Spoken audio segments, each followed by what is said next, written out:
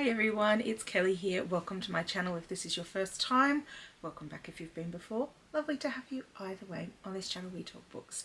And today I am recording a very exciting video, and it is a wrap up to the Dewey Decimal Challenge that we've been doing all this year, 2023. Finally, I have finished the last of my books that I have been reading for the challenge. It's taken me all the way to December. So I'm going to share with you what I've been reading for each prompt of the challenge. So for those who are hearing about this for the first time, in 2023, I have been hosting a challenge over on the Storygraph called the Dewey Decimal Reading Challenge. I'm excited about next year's challenge, which I'll briefly mention here. It's the Sirens Reading Challenge, which is all about mood reading. So I'll link to both of the challenges below in the description if you'd like to have a look at those. But for today, I want to focus back and do a little bit of reflection about what I've learnt from doing this challenge, because it has been an educational experience. And I guess part of that is because this has been a non-fiction reading challenge, and I've been attempting to read through each of the main Dewey classes. So starting from the 000s all the way through to the 900s. I will also link down in the description below to the playlist of all of the videos that I made as part of this challenge, because I've done deep dives on each of the Dewey classes. So if you'd like to have a look at those and hear more about the specifics of what goes into those classes, then I will link to that down in the description, so you can go and have a look at your leisure. But let's get into what I read, and then to finalize that, I will kind of go into my reflections at the end. So starting with the 000s. So the 000s category is computer science, information, and general works. So generally speaking, I don't have a lot of books. Oh, I should also mention, I attempted to read, for the most part, books that I already owned in each of these sections. And that will be relevant as we kind of go through.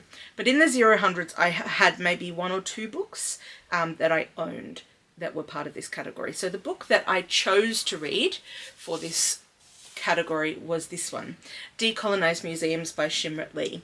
I learnt quite a lot from reading this book. So I'm on a bit of a decolonization journey. I'm a white person. I'm someone who directly benefits from colonization even today. And it's insidious. It's part of everything that's part of where I live anyway in Australia, which was a colonial country of Great Britain. So there's a lot of things that are just sort of part of the furniture, if you will, that you might not realize are part of, you know, a sort of promoting in their own way a colonial mindset. So that's something that I'm actively trying to work against in my own head. But yeah, when you exist in systems and, you know, the world around you is a direct result of colonization, that's a tricky thing to do. So this book is exploring how you can how museums might decolonize their collections, and also the way they do exhibitions and so on. And this was eye-opening for me. I really enjoyed reading this book. Very glad to have picked this one up, and I think I may not have picked it up if not for this challenge, if not for looking for a book in the 000s, or at least it might have been a while until I picked it up. So I'm glad that I had the challenge to kind of get me to read this one, because it was important for me. The next category is the 100. Sorry, I'm just going to need to reorganize here because it's gotten a bit messy. So the 100s. So this category is philosophy and psychology. I picked up a book that I had originally found in my library and then acquired a copy of. So this was a bit cheeky, but this is the book that I chose. It is Be My Guest, Reflections on Food, Community, and the Meaning of Generosity. Now, this is not a book I enjoyed, unfortunately. It sort of didn't quite work for me. So this is probably a case where this challenge made me read a book that I was less interested in. Could I have picked something different? Yes, I could have. But this is what I chose. And I didn't have a great time with it. So the less said about that, the better. Moving on to the 200s. This is the category of religion. And I read a book. I actually buddy read this book with my friend Elizabeth Morgan, and I'll link to her channel up in the cards and also down below. We read the book of Margery Kempe, obviously by Margery Kempe, but the translation I read was by Anthony Basil, because this is written in a less modern version of English. So this is that's the translation. This was really, really fascinating. I'm so glad that I read this book. It was a slog. It was a difficult book to read, but I'm really glad to have managed it and to have been able to sort of get the insights of what it was like for people living at this time. So this book was written approximately in the vicinity of 1436 to 1438, and it's the earliest known biography or autobiography that we know of, in the English language at least. So it's a really important work in that way, and I'm really glad that I managed to read this, and it was made a lot easier because Elizabeth was buddy reading it with me, so we were sort of exchanging our insights. Very, very interesting for me. So yeah, very glad to have read that one now.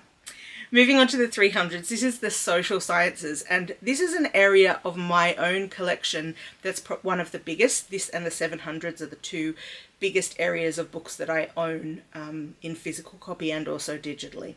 So for this category, I actually read two books. The first one that I read, I do still have my copy of. It's Grace Tame's The Ninth Life of a Diamond Miner, which is a memoir of her life. Grace Tame is an activist who specifically works a lot in the space of sexual assault, especially of minors, because that was her experience. She was groomed by a teacher at her school and then assaulted. And yeah, so she has worked very hard in that space to make reforms specifically about things like the wording of the laws and, of crimes, because in some states of Australia, and this is now changing as a direct result of her, the wording of those crimes categorized or spoke about these as relationships, and she's like, nope, they are not relationships. That's assault, and that person is a minor. They cannot consent to a relationship with a grown adult. So anyway, that's who she is as a person. I have a lot of respect for Grace Tame. Unfortunately, I didn't love the memoir. It felt like it might have needed a ghostwriter or at least a lot more editing. So unfortunately, as a memoir for me, it didn't work, but I still have a heck of a lot of respect for Grace Tame as a person. The other book that I read, I've loaned my copy out before we had our vote for the Voice to Parliament here in Australia, which sadly did not get up. Very, very sadly. But anyway, the book is called The Voice to Parliament, Handbook by Thomas Mayo and Kerry O'Brien. Man, what an educational tiny book that was for me. I learnt so much, even just about what referendums are and how they work, and then specifically about the content of this particular referendum that we've just had, and what it could have meant if it had gotten up, and sadly it did not. So yeah, I learnt a lot from the books that I was reading, even though the first one didn't really do it for me.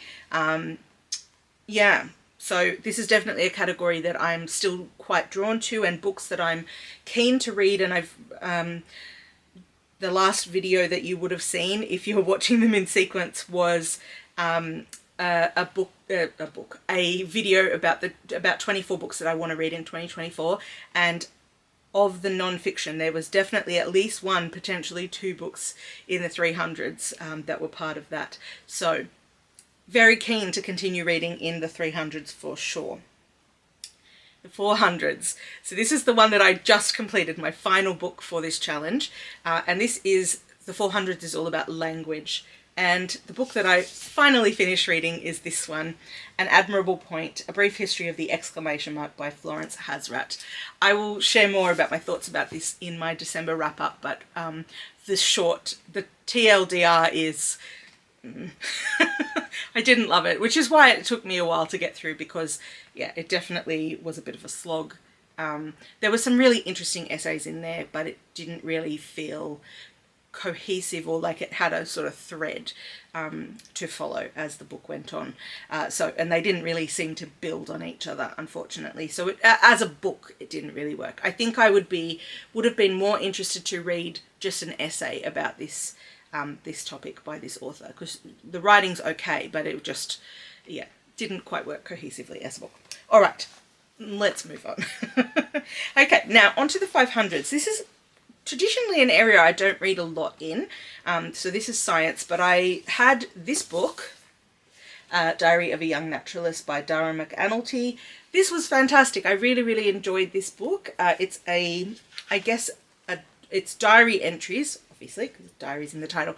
Diary entries from, again, a young activist, this time in the space of climate action, and it's essentially, also he's autistic, and so a lot of the reflections in this diary are sort of about those two things, his sort of deep, deep love for nature, which comes across so beautifully and eloquently in this book, and then also just him talking about the things that are going on for him, sort of settling into a new area, a new school, his climate activism, etc. So this was just a really interesting book, and I'm really glad that I read it. Again, it may have taken me a while to get to this book otherwise if I wasn't looking for a book for the 500s prompt. So this is another case of I'm glad that I did this challenge this year. The 600s is the next one, and the section is called Technology, which I don't think really clarifies all of the things that are part of that, but relevant to the book that I'm going to talk about, or one of them, is that medical technology is part of this, and medical science, I guess, to a degree. Biology lives under the 500s, but like disease and medical conditions and so on live in the 600s. And then also food technology is part of this. So that will be relevant as I show you the books that I read. The first one is this one, Unmasking Autism, The Power of Embracing Our Hidden Neurodiversity by Dr. Devon Price. This was a 5-star read for me. I enjoyed this so much, and I learned so much from reading this book. At the time, and I'll say it again, but at the time I said, if you are autistic, or you know someone or love somebody who's autistic, this is required reading, because it has a really good sort of overview of what masking is, the negative effects of masking, and then sort of goes into how a person might go about unmasking. So if you are an autistic person, or if you love someone and you want to help them along in their journey of unmasking, because you know, what is said is that it can be a really harmful thing in the long term for somebody to be masking all the time. It certainly takes a lot of their energy. So if you want to support somebody who's doing this process, this will be a really, really useful resource for you. And as you can see, I did lots of tabs, and I actually highlighted this book, which is something I never do. So yeah, it was... I was like, I'm going to need to come back to this. This is something I'm going to need to revisit. So yeah, that was an amazing book to have read. The other book that I read, which I don't have a physical copy of yet because I borrowed it from the library when I read it, is Taste My Life Through Food by Stanley Tucci. Another 5-star read. Whew, this was an excellent, excellent memoir based around food and Stanley Tucci's love of it. You know what it is? It's that it's his unadulterated, you know what I mean. He loves food so much, and it's his passion is what comes through in this book in a way that is just infectious. So yeah, I loved it. It was an excellent, excellent memoir, and I am going to get myself a copy because I do like to keep a copy of all of my 5-star reads. So I will at some point get myself a copy. Okay, moving on to the 700s, Arts and Recreation, another huge section of my collection. You can see behind me some of my visual art collection, which I haven't really talked about on this channel other than it sort of being behind me in my videos of late. I, for this section, read 2 books. So one was a 5-star read that was a reread for me, and that was Patti Smith, 1969 to 1976 by Judy Linn. This is a photo collection and it includes a couple of essays as well about that time and Patti Smith's life and who she is as a person. One of the essays is written by Judy Linn, obviously. The other one is written by Patti Smith herself. So it was absolutely fantastic. And if you are a Patti Smith fan, I would highly recommend this book. The other book that I read for the 700s section is this one, the Alan Rickman Diaries, Madly Deeply, which was edited by Alan Taylor.